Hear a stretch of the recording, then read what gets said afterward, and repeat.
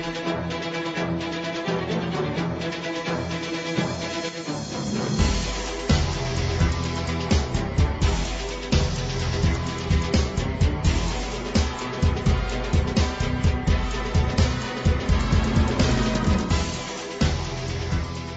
everybody, to the NFL Show on the Gruely Truth Sports Network. I'm your host for the NFL Show, Mike Goodpaster. Right now, I'd like to welcome in my co-host. First up, from the FF Face-Off, Anthony Cervino. How you doing, Anthony? What's going on, guys? Oh, not much. And, of course, last but certainly not least, Sam Teets. How you doing, Sam? I'm doing great, Mike. Thanks for having me on. All right, so we're going to start off. We're going to talk a little Dallas Cowboys. I know we hardly ever talk them. But Michael Irvin said he had conversations at the Super Bowl with some very significant people, Anthony, about the possibility of 42-year-old Tom Brady heading to Dallas to play quarterback for the boys. What do you think? I heard the rumor, and the rumor was initially started by Colin Cowboy on his show. And, you know, and it kind of just it went from there. At least that's how I picked up that it was Colin who started it. But Michael Irvin had to tweet a follow-up tweet basically saying that the conversations that he had was not one of the Joneses. It was nobody within the organization. And I know it makes sense when you look at the amount that Dak could be asking for.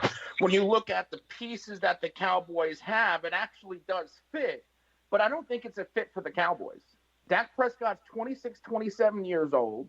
He does win games. He struggles in big games. But everybody was blaming Jason Garrett, and he's now gone. Now you have to see if Dak has it or not. But I don't think that's the question. I don't think whether it's a good fit for the Cowboys is ever really a big deal for Jerry Jones, Sam. I think the question here is Jerry likes to be the center of attention, and if Tom Brady was to be the quarterback of the Dallas Cowboys, I don't think the Dallas Cowboys would suddenly be the biggest thing in the NFL. Hey, look, trading your 26-year-old quarterback potentially for a 42-year-old quarterback doesn't make sense for any team in the NFL unless it's the Dallas Cowboys. I mean, that's a team I could seriously see Dallas doing something like that. It would make total sense to me. Like, it would be surprising, but I would understand it because it's Dallas and it's Jerry Jones, and that's kind of what they do. You know, I don't believe it's the right fit for Dallas, but I don't know if anyone there cares really if it's the right fit for Dallas or not. So, yeah, and my big question is this. I think that whether it was Colin Cowherd or Michael Irvin, I believe that it is very possible that one of the Joneses did tell him this to get it out there to maybe make it harder for Dak to ask for a ton of money, Anthony. Now, if that was the case, then I don't mind it because then they're playing for, you know, getting a lower contract for Dak. So Jerry Jones wants to win a Super Bowl. Is it all right to start rumors and lie about it to take advantage of Dak? Well, agents do it all the time. Yeah. It's not what I ask. Why not? If it's done all the time in the business world, where are the ethics in the NFL right now? And you bring it up all the time when you have guys like Joe Mixon and Tyreek Hill playing and Kareem Hunt. This is a business. I think it's really pushing it to put Joe Mixon with Kareem Hunt. Okay, but you understand what I'm saying. Everybody, or 50% of the league has something. And I think at this point, Jerry Jones wants to win a Super Bowl. And if we can get a guarantee that Tom Brady is going to bring Dallas a Super Bowl, yes, you make that move. But there's no guarantees. So you're going to sign Brady to a 2 to 3 year deal, move on from your 27-year-old quarterback that you could get another 10 years from, and if Brady, who has already looked like he's fallen off the cliff, regresses even more, you're setting your franchise back 5 years. My question is this, though. If you keep Dak, you might set it back 5 years or more. Why? Because of the money? No, because you want to win a Super Bowl. And if Dak is not the guy that can do that, what the hell's the sense? And with the money, we do know that. We blamed it on Jason. Everybody blamed it on Jason. He was the scapegoat. Wait a second. Hold on a second. I never blamed on Jason the fact that they went to Philadelphia and against an outmanned Philadelphia team. Did they even score a touchdown in that game? No. Okay, so I don't think this is all on Jason. I think Jason's not a very good coach, but I think at some point, Sam, don't we have to look at Dak Prescott a little bit? Well, it's not even just Dak Prescott. In that game alone, it was Dak and Zeke and Amari. It was the whole Cowboys offense, really. And so I think you need to take some serious time to consider your personnel decisions this offseason, because you've got guys who are going to want a lot of money. And you really have to determine whether these guys are worth spending that kind of money on. So if you're asking, like, Dak Prescott, if he wants to be a top 3 paid quarterback in the NFL, he's not worth that. What Amari's going to probably want a decent contract too. Well, Amari's not a really elite receiver in terms of like the top 5. So what are you going to do about that? I think Dallas really needs to be careful with who they pay here, because they're going to cash trap themselves if they do pay one of these guys. Yeah, and I think Dallas runs the risk of all of a sudden being the worst team in this division if they don't handle this the correct way. But my question is, Anthony, if Dak has his heart set on this and he will not play unless he gets this, you have another whole issue. I don't know. I am one who believes Dak is not one who's going to sit out. Oh, I think he will. From what we've seen but so nobody far thought from Le'Veon Dak, Bell would either. yes, you did. No, they didn't. I put it like given this. the track record, Okay. Who's more what?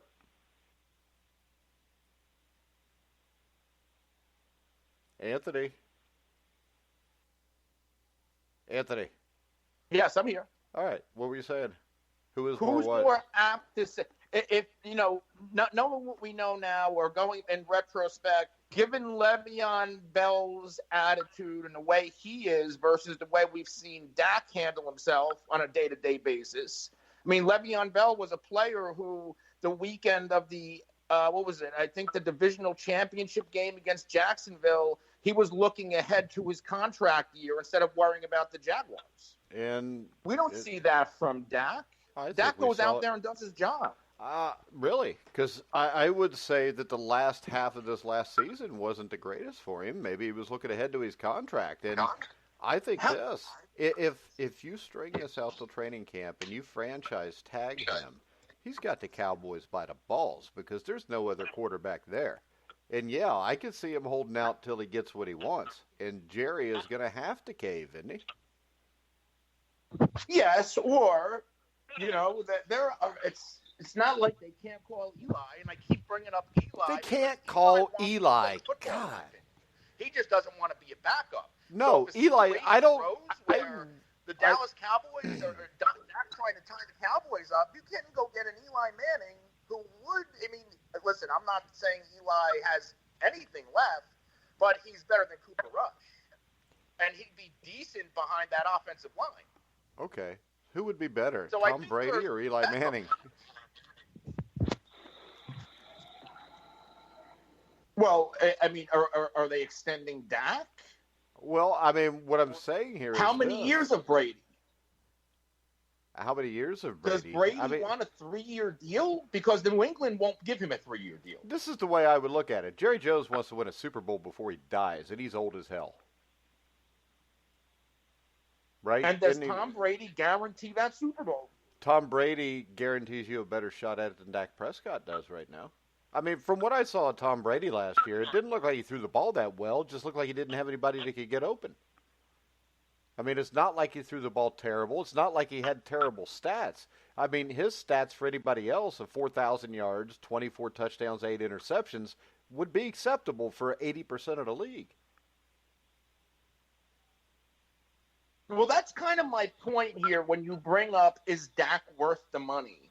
How many quarterbacks are actually worth the money when they sign their contract outside of Brady, who's always notoriously underpaid, outside of Russell Wilson, Aaron Rodgers? Like, there's like 5 guys who are worth their contract or more. Everybody else is just getting overpaid. Yeah, so... And that's just the NFL. How about this? If you look at those teams, that's not the NFL. That's those teams that choose to do that.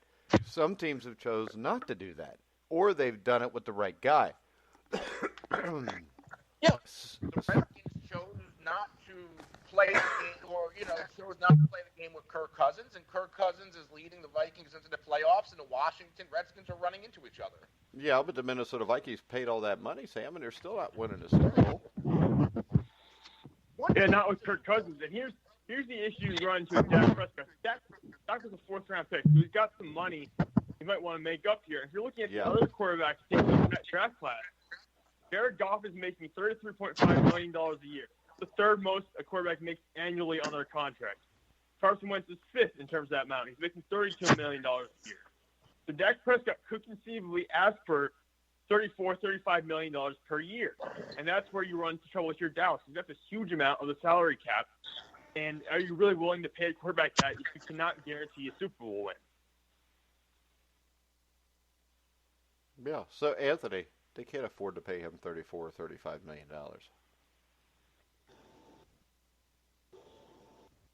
And if they do, they've set the franchise back at least 5 years. The Cowboys, they are fifth in cap space right now, going into this offseason. Yeah, but if you throw $100 million at Dak, you no longer are. And you've still got to re-sign Amari Cooper. You still have to re-sign a lot of guys, right?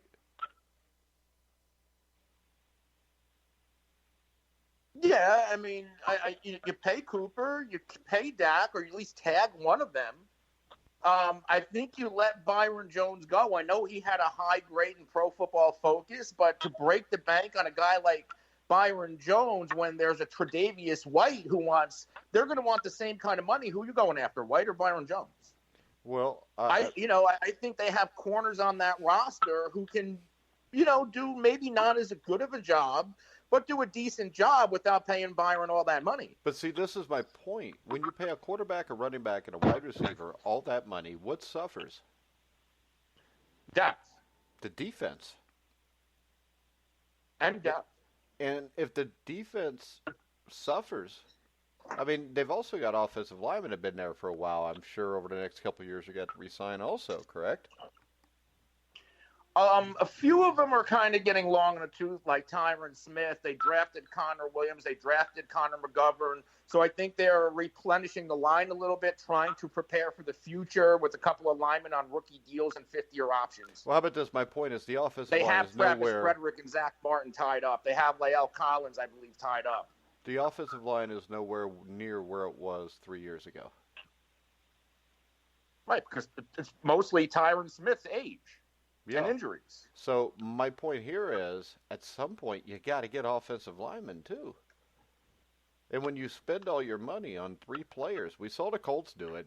And if it wasn't for the grace of God and Rex Grossman being the starting quarterback for the NFC champion Chicago Bears, they may have never won a Super Bowl in Indianapolis. Say what you will about Dallas, they drafted that entire offensive line. Yeah, but now you got to replace them. Right. Draft.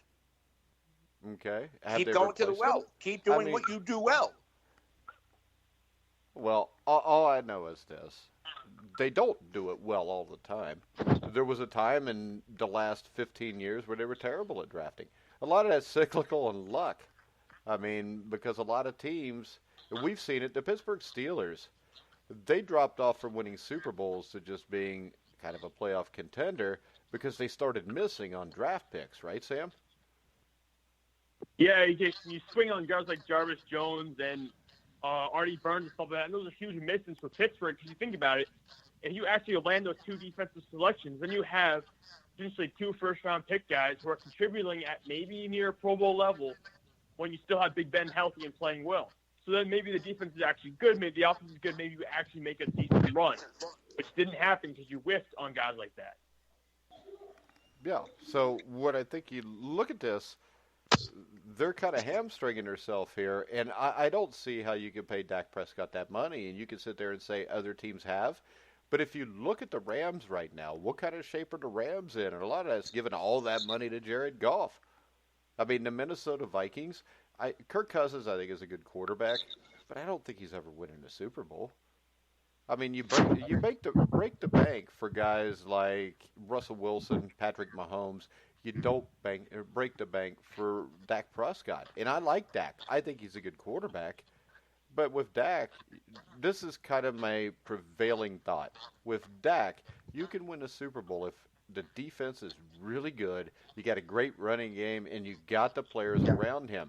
I think once you pay Dak that kind of money, and I think we're finding that in L.A., Jared Goff was all right, but Jared Goff is not Superman. He's not Russell Wilson, Patrick Mahomes. He's not taking a team and winning a Super Bowl with them unless he's got a lot of talent around him.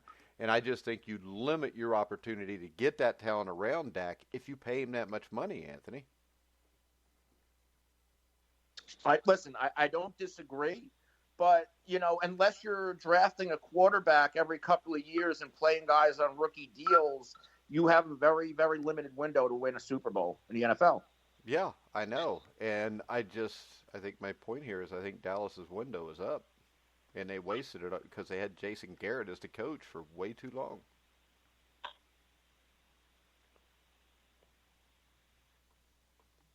But I hate to tell you that, Anthony. Well, the perfect landing spot for Tom Brady opened up today when the Chargers officially moved on from Phillip Rivers. No, it's not the perfect landing spot. That is the landing spot for Tom Brady. That is not the perfect landing spot. I've been saying this all year long. Yeah, and you've been wrong all year long.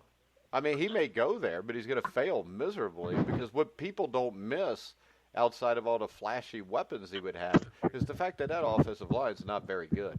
And they got Phillip Rivers' head beat in for the last couple of years. Right, but outside of addressing that line, the Chargers have the pieces that Brady needs to succeed. No. Now, I do believe Brady's best chance to win another. You there? Anthony. Can you hear me? Yeah. I said I do believe Brady's best shot to win again is in New England with Belichick.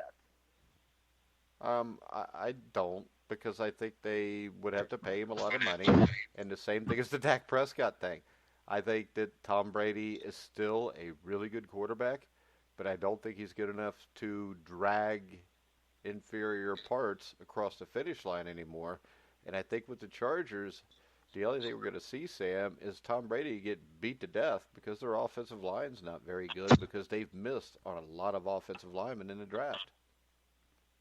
That's what I was right. I was writing an article the other day about what would be a good spot like Teddy Bridgewater. I looked at the Chargers and I said, look, you have offensive weapons there, but at the same point, that offensive line is so banged up. You have no idea whether Mike Pouncey or Russell or Kuhn are going to play in a given year, because those guys are almost on IR pretty much every other year. The other pieces in that line are not consistent at all. So if you're a quarterback and you're going to the Chargers, you have to be a mobile guy who's able to get the ball out quickly, because otherwise you're going to get killed, because there just are not enough pieces up there to block for a quarterback, especially an older quarterback like Tom Brady who can't move around. I will give you this. The perfect landing spot for Tom Brady, if he's not going to be a Patriot, where he may be able to win right away, is Indianapolis. That's right, because Indianapolis has that offensive line in place right now. They've got some strong guys up front, and you got T.Y. Hilton on the outside. You've got Jack Doyle at 10. You've got Marlon Mack at running back. The defense still needs some work, specifically the secondary, but they've got pieces in place there to protect Brady moving forward. And I'll give you another place, Anthony, Tampa Bay. I know they got to fix the O-line, but there's a ton of weapons there. And Bruce Arians is a smart enough coach to work around a lot of things. But I still think Indianapolis overall is the best place for him to go to win right away. I don't hate Indy as a possible destination. I definitely don't hate it. It makes sense. Tampa Bay? I don't know about Tampa. Yeah, I don't either. Because you still get the offensive line issue. Most teams in the NFL have offensive line issues. So I think overall, if this happens, it's just Jerry's ego. I think maybe for a year, if everybody else is signed, that maybe they have a better chance to win a Super Bowl. But overall, if it's me, I'm trying to figure out a way to keep Dak Prescott there, but I don't know how you can pay him that much money in the end. And I think this has cluster written all over it for the Dallas Cowboys. And remember this, Anthony. The Dallas Cowboys lost to the New York Jets last year. That's great to know. That was So pretty. did Pittsburgh. So did Pittsburgh. That was pretty smooth the way I dropped that in there, though. But you know who didn't lose to the Jets? Pittsburgh lost to the. You know who didn't lose to the How Jets? come Sam doesn't have to hear Hey, about it. wait a second. Sam, the Jets beat the Steelers last year. Now, can you guys tell me who did beat the Jets last year outside of everybody almost that they played? Huh? The best coach in the NFL. Opie Taylor. Yep, the Cincinnati Bengals blew the Jets out. It was an ass. So, all right, let's transition. I know that Anthony wanted to talk about this, but we're in short on time Friday, where we talked about the old guys that got into the Hall of Fame. There was 5 modern-era Hall of Famers selected in the 2020 NFL Pro Football Hall of Fame class. Those 5 were Steve Atwater, Isaac Bruce, Steve Hutchinson, Edgerrin James, and Troy Polamalu. All right, so do all 5 belong in, Sam, or is there somebody you think doesn't? I mean, looking at this class, it's clearly, we've talked about this before, there's levels to the NFL Hall of Fame. I think there's levels to this right now. If you look at it right up front, Troy Polamalu is clearly like the best player here. He's the first ballot Hall of Fame guy. I believe Steve Hutchinson also belongs in. I also believe that Steve Atwater belongs in. So those 3 guys I'm fine with. I'm willing to hear arguments, though, about, like, Isaac Bruce and Edgerrin James because, understandably, if you take those guys and compare them to other players from their own era, they don't necessarily stand up as well. I like Edgerrin James. But I just don't view him in the same light as a LaDainian Tomlinson or Adrian Peterson type running back. The same way I don't view Isaac Bruce the same way I view Randy Moss. It's just not the same. All right, Anthony. I don't mind them all being in. I just think that there are some guys who didn't go in who possibly deserve to get in. All right, like? I'm pulling it up now. I had my notes Because out. I could give you the last 10 eliminated. The last 10 eliminated were Leroy Butler. I don't know how he got in there. Torrey Holt, Sam Mills, Reggie Wayne, Bryant Young, Tony Baselli, Alan Faneca, John Lynch, Zach Thomas, and Richard Seymour. You know, the one that jumps off is Reggie Wayne. Reggie Wayne was, you know, I feel like he was overshadowed for a little while with Marvin Harrison there, but once Harrison retired, Reggie Wayne became the top receiver on that team, and he continued to play well even, you know, for a short period with Andrew Luck. And, you know, he also has a Super Bowl ring. I think Reggie Wayne certainly deserves to get in. Anybody else?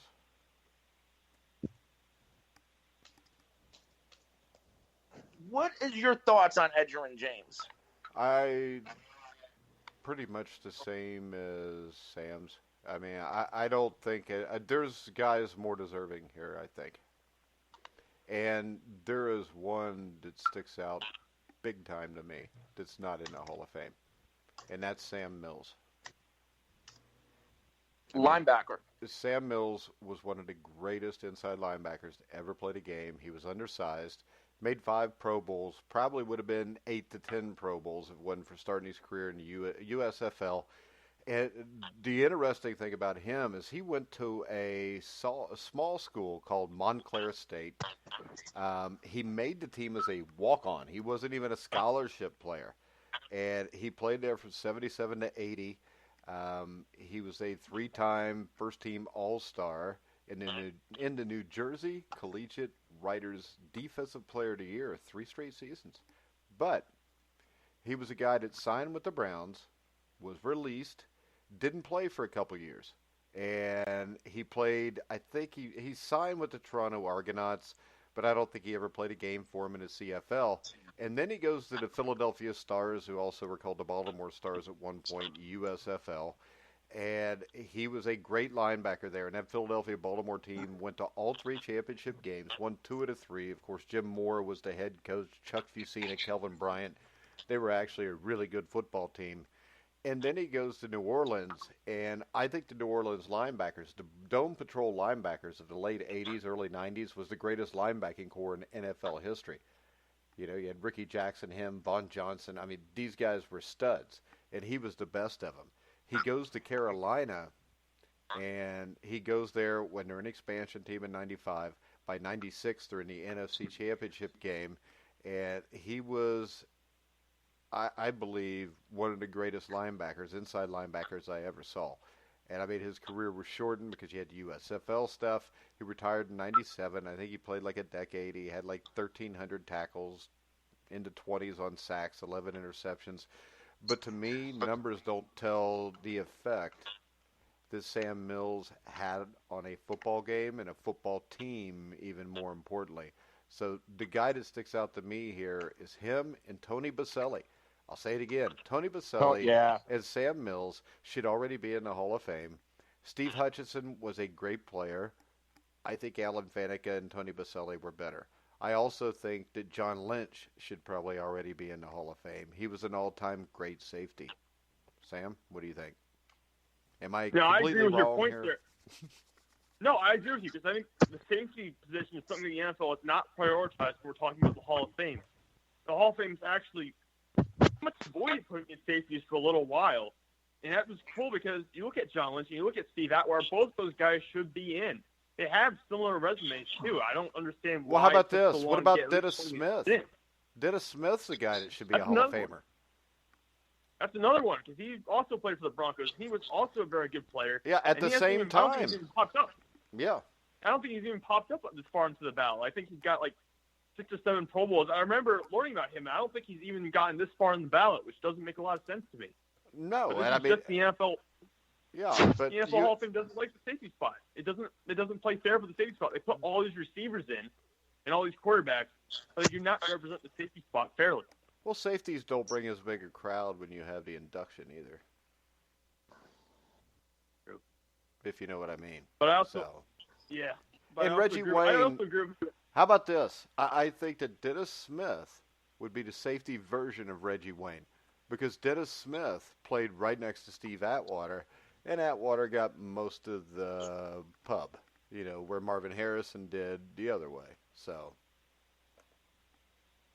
I think it hurts both of them. And I do not think Reggie Wayne is a Hall of Fame wide receiver. He's definitely not a first ballot Hall of Fame wide receiver. See, how about this? And this is my take on the Hall of Fame. If you ain't first ballot, you ain't a Hall of Famer. Which also means Dennis Smith shouldn't be a Hall of Famer. But I believe by the way these rules are written, and we've gone over this before, Anthony, how many guys, put it like this, if we go by my messed up logic about only the greatest players that ever lived, I would say out of the 5 guys that are in, Troy Polamalu is the only one that's a Hall of Famer. You broke up there for a second. What was that? I said, if I go by my criteria, which is only the greatest players that ever lived, out of the 5 that got in, the only one that's getting in my Hall of Fame is Troy Polamalu.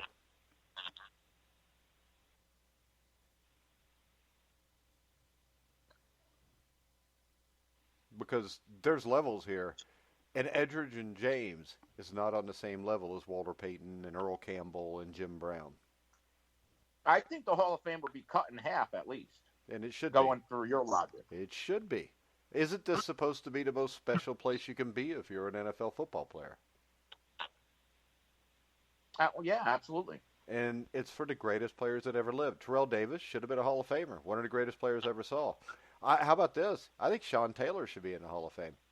He only played 3 or 4 years, but he would be one of my top 5 safeties I've ever seen play the game. I don't hate that take. Sean Taylor was something else. Yeah. So my biggest problem with the Hall of Fame, and it's always going to come back to this, there's very few guys. The 15 guys that I listed there, going by my logic, Troy Polamalu is a Hall of Famer and Tony Boselli is a Hall of Famer. That's it. Because I think Boselli is one of the greatest tackles I've ever seen play the game. But what about, would not Clay Matthews? Hell no. How the hell would Clay... how about this? This drives me nuts. Cleveland Browns fans are like, what about Clay Matthews? Yeah, he played a long time. He was really good for a long time. Is Clay Matthews anywhere near one of the greatest linebackers that ever played the game? I'll tell you this. I'm a Cincinnati Bengals fan. I'd take Reggie Williams over Clay Matthews in a heartbeat. But are you being... I mean, is Clay Matthews in the same realm as, Lawrence Taylor, Ray Lewis, Dick Butkus? No, absolutely not. Then why would we put him in with him? But then we're talking about, then we can, if we're going that to that extent, the Hall of Fame is going to be 10 guys, 50 players. And that's what it should be. It's supposed to be special. It's not just supposed to be these guys were really good for a long time. Am I way off base here, Sam? Because everybody else in the whole wide world thinks I am, but I don't really care what anybody else thinks. I think the Hall of Fame is for guys that were elite, not almost elite. The way I look at it for the Hall of Fame is the Hall of Fame is for players who had, for a couple seasons during their careers, were the best player at their position in the entire NFL. That's the way I view it. And I view the NFL. Exactly. I view the guys who were the best players at their positions for a certain period of time. Those guys are worthy of being in the Hall of Fame. So you agree with me? Troy Polamalu is the only guy really that deserves to be in. He separates himself from the rest of the pack in this group. Yeah. He's definitely above head and shoulders above the other guys in this class. And a guy like Clay Matthews reminds me a lot of someone like London Fletcher, who recently retired.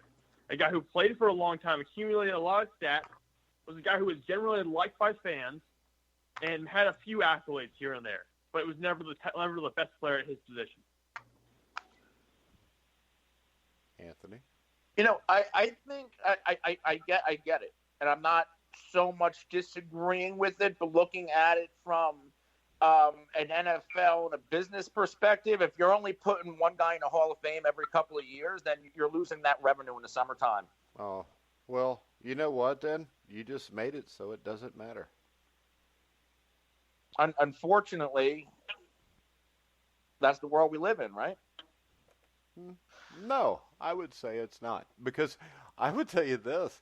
There's a lot of guys should there be gold jackets and platinum jackets? Maybe the good, the Jim Well, how about Browns this? of the Do you world know get that platinum? how about this? If Major League Baseball has had multiple years where nobody's gotten the votes to be elected to the Hall of Fame. It's not always a Hall of Fame class in Cooperstown. And sometimes when there is, it's only one or two guys. They've survived. And when you're talking about a multi-billion-dollar industry, in the end, does it really matter how many people show up to Cooperstown on a weekend for a Hall of Fame ceremony?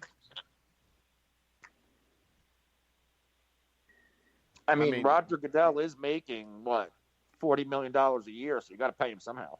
Yeah, well, I don't think that the Hall of Fame weekend brings in that much damn money. No, but you know what I mean.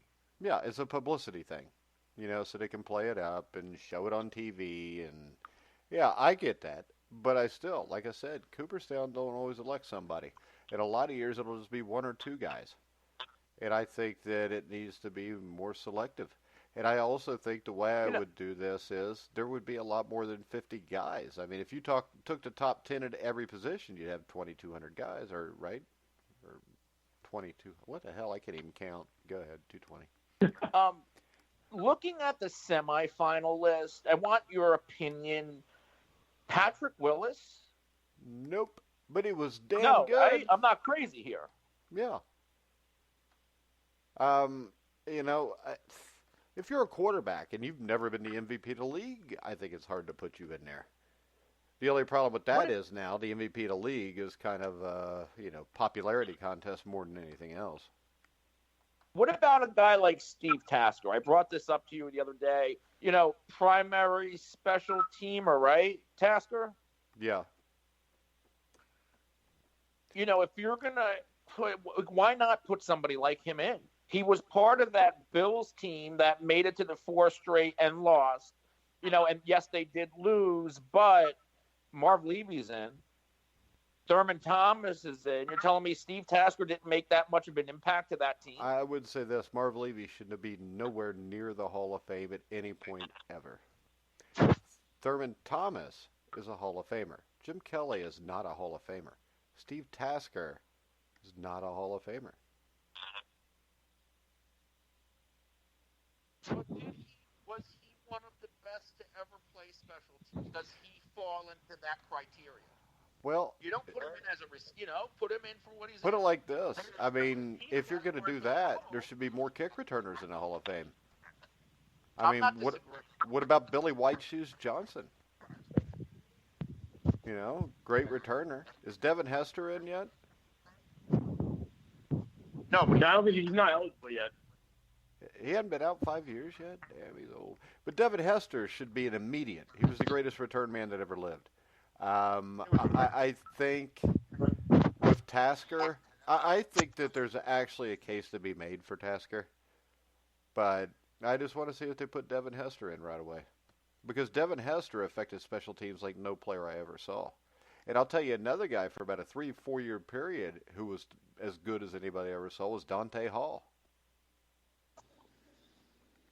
Remember the old Kansas City Chief? He had like 3 or 4 touchdowns in 1 year one time. He was fun to watch back in, 2004, 2005? So I don't know. I think Steve Tasker, you can make a case for Steve Tasker before you can Patrick Willis, though. And I'm not completely against the Steve Tasker thing, but I am completely against Marv Levy and Jim Kelly.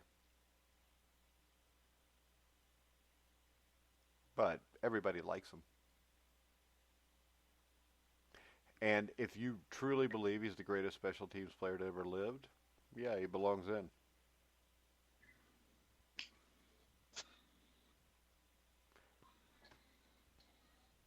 I don't know. What's Sam think about it? Like I said, I'd go with guys, like if you're the best player at your position for a period of time, I think you should be in the Hall of Fame. I think Steve Tasker is probably the best special teams player in the NFL for a course of 5, 6, 7 years. What about Brian Mitchell, then? Brian, okay, all right. So different categories, return man versus special teams. Yeah, but Brian Mitchell gunner, was more than just a return man now. Brian Mitchell played running back. Probably played quarterback in a game. I just don't remember it. Yeah, I think you're referring to like racking up like all-purpose yards and stuff like that and playing all facets of the game. And I'm okay. I'm not against it. Like I'm not against it. If a guy was the best player at his position for a period of time and he succeeded at being the best player in the system, clearly better than other guys in the league, and outcompeted other guys for his own spot, I have no problem with putting the guy in the Hall of Fame. Like I'm not against doing that for players. I think special teamers don't get the respect they deserve because they don't draw. I don't know what you want to say. They don't draw the media coverage that you get from a quarterback or a wide receiver. Yeah, and Brian Mitchell has been nominated for the Hall of Fame before in 2017. But, yeah, Brian Mitchell had 2,000 rushing yards, punt return yards of 5,000, kick return yards of 14,000. So I'm not going to say Tasker's the best special teams player I ever saw, because to me it's probably Brian Mitchell, but Tasker would be in the top 5. So I could see it. Fair enough, Anthony? Yeah.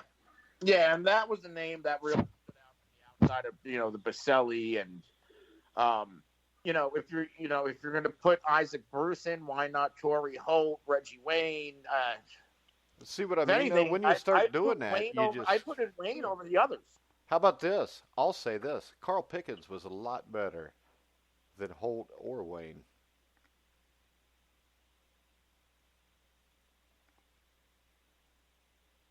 I remember Carl Pickens. Oh, Carl Pickens was a bad dude back in the 90s. He was stuck on those horrible Bengals teams. But that dude could play. You got to look him up. He could get after it. All right, let's transition here. Anthony, did you watch the XFL at all this year or weekend? I actually had an interesting take because I wasn't planning on watching it, and I ended up having it on in the background, and I eventually watched a little bit of it, and I thought it was interesting how the announcers emphasized the players that played Played what? Where you at? Anthony. We need to get Anthony a new phone. I think he's probably saying players who played in the NFL. They did point out guys specifically who played in the NFL, I think. Yeah. Anthony, you there? That's funny. Anthony. Anthony. All right, Sam, what do you think of it? No, I liked what the XFL had. I thought it was unique. I thought it separated itself from the NFL in some facets. I loved the kickoffs. Like, I think we talked about this earlier, you and me. The kickoff was fantastic because it actually brings the kickoff back into the game. And it's an electric play, and you can make a difference playing with the style they use. So I thought that was a great addition they brought in. I think the NFL should adopt that in the next 2 years or so. I want to see that. Quarterback play was a bit of an issue for some of the teams, specifically the Vipers. The Vipers looked lost because I watched that game specifically from start to finish, and the Vipers looked lost for about 3/4 of that game. They had no idea what they were doing pretty much. So I think there's definitely levels to play in the league right now, but I was impressed. It was better than I thought it was going to be. I liked it. All right. Anthony, you there now? Yeah. Can you hear me yet? Yeah, go ahead. Okay, so we're saying how I noticed that the XFL announcers were emphasizing players that played in the NFL. And I'm not saying the AAF announcers didn't do it, but I don't remember that. And I feel like the fact that they were emphasizing it adds a little bit more legitimacy. I feel like we heard the quarterback cadence a little bit more. Like it actually felt like more of an NFL broadcast than the AAF did for me. Well, how about this? The AAF, I don't think, had near as many guys that were NFL players, right, Sam? No, I don't think they did either. I didn't have the structure this league does. This league's built, and it has kind of a background, and they got good people up there managing what's going on right now. And the AAF did not have that. No, the AAF had guys that were just hoping things would work, and we had teams in the AAF didn't even get checks after the first game. I think the big difference between this league and the others would be the fact that this league announced over 2 years ago, and they had enough time to get all their ducks in a row. I mean, we had Oliver Luck on the show a couple times, a little over a year ago, talking about it. And I think the thing that stands out to me is what we saw product-wise, the quality of play was way past the Alliance League. I think the quality of coaching is way past the Alliance League. And the TV contract they got is heads and shoulders above the Alliance. And we saw, the only numbers I've seen so far was the first game Saturday afternoon at 2 o'clock, got 3.3 million average viewers. They got 4 million at the high point in the last 10 minutes of the game. And the AAF, the Alliance League last year, got like 2.7 million. But that was prime time on CBS. So I think what we've seen here is, number one, Vince McMahon took the extra time to make sure this was done right. He got Oliver Luck, who, I mean, let's face it, if he was the commissioner of the NFL would be 100 times better than what it is right now. And you saw transparency, especially with the instant replay, when you can actually hear what they're saying. Because this is really, I mean, I'm to the point with the NFL that I watch these games, and sometimes, well, almost all the times, I'm just trying to figure out if I think the game's rigged or not, Anthony. I mean, I don't go that far. Well, you should. You should. Because it happens all the time. We saw it in the Super Bowl. Come on. Okay, really? We didn't see any questionable. Every questionable call in the Super Bowl went against the 49ers. You had the George Kittle push-off call, which hardly ever gets called. They called it at the end of the first half. Completely changes the game. I mean, you can't tell me. Put it like this. I'll give it to you again. Tell me all the Super Bowls where the smaller market won.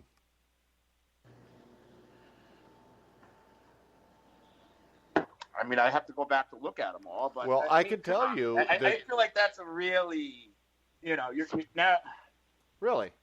Now, you do realize that it's been proven that NBA games have been fixed over the last decade. Right. So why is it so hard to believe that a league that's worth even more money, that has even more money bet on it, can't be controlled? This is a big corporation. They control everything. They control the ads that you pay $5.5 million for an ad on the Super Bowl, but if they don't like your political statement, they won't allow that ad to air. I'm not saying that the games are fixed. All I'm saying is this. I don't trust it. And when I watched the officiating this weekend. So you trust the XFL? Yeah, from what I saw. You trust Vince McMahon? I did not. Why wouldn't I trust Vince McMahon? I'm waiting for a safety to come up and shoot green dust out of his mouth. Now, see, like this is wrestling. the thing, and this is the problem with all this. Vince McMahon admitted a long time ago that wrestling is just entertainment. He did that in a court case in the late 80s. Right. It would be pretty entertaining to see a safety shoot out green mist. Like no, the Great Kabuki. Not unless I'm a 12-year-old boy or a grown man whose brain hasn't developed enough to know that wrestling is not real. Can I get an amen, Sam? Amen. Thank you. So, I don't trust that any of this. The World Series was fixed, Anthony. Well, I don't watch baseball, so I would. But it was fixed. The World Series was fixed. And there's been multiple fixed World Series that have been proven. People are on the take all the time if they can get paid. So why wouldn't the XFL be the same way? Well, because number one, when I can hear everything the officials say to each other, especially during instant replay, it gives me some transparency. Now that I didn't know because I didn't pay enough attention. Is that what's going on? Because I am going to watch the XFL a little bit. I'm going to give it a chance. You should watch it more than a little bit because this is a lot better than watching the NFL. It just is. I mean, I actually saw guys allowed to hit each other this last weekend. That was nice, Sam. Yeah, you can tell a difference in the games. You watch it, you see some of the hits, and you're like, I have expect the flag to be thrown out just because I've been watching the NFL so much. There's no flag. There's no flag coming. And also, it's a little more hand checking between the quarterbacks and the receivers. I noticed that as well. There's a little more contact there, and I like that. I like the more physical style. I appreciate that where they're just not throwing flags left and right because they feel someone's feelings might be hurt or something like that. I appreciate that they're willing to let the game play. Yeah, I can honestly tell you, Anthony, I enjoyed watching this more than the NFL, and that may just be because I'm a Bengals fan, but what the hell? I mean, what we get is we get guys that aren't making $20 billion. If the team that wins gets an extra $100,000, $2-3 grand a player, those guys could use the money. I mean, you had guys that... Yeah, and I've seen a lot of people comment they didn't like the fact that they're talking to players on the sideline right after they come off the field, but why not? What the hell? I thought the way the games were produced, I thought the way they were presented were top-notch. They weren't with the original or with the alliance from last year. And the thing is, the XFL, the first year they ever did this in 2000, it was a gimmick. This was not a gimmick. This is a different game than what we see on a Sunday in October, Sam. Yeah, this is a new style of football, honestly, in comparison to what we see in college and the NFL. This is different.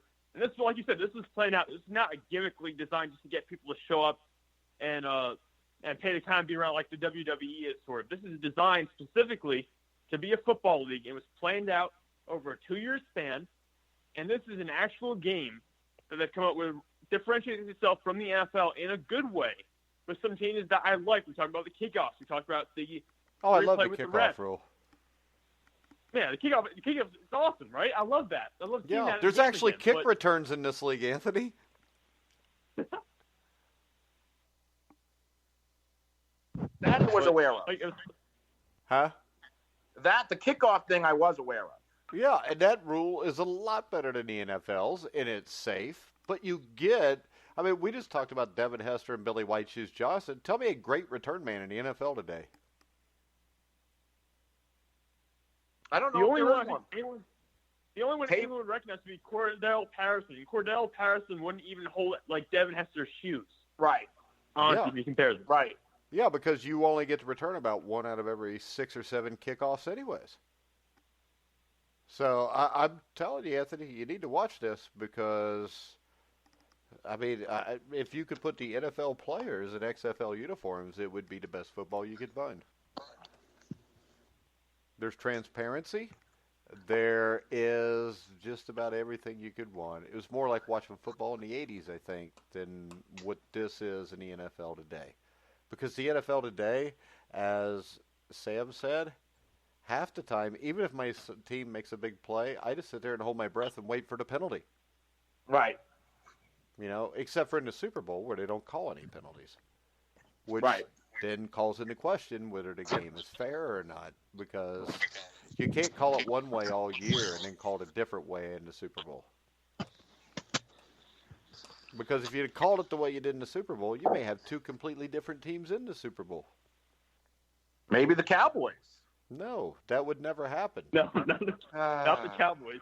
Because they still would have lost to the Jets. But maybe the Bengals would have got in there. Hey, I'm grasping for every straw I can grasp for. Well, there's no straws left. Anything else we want to talk about, guys? No, I think that was good. I think we got everything.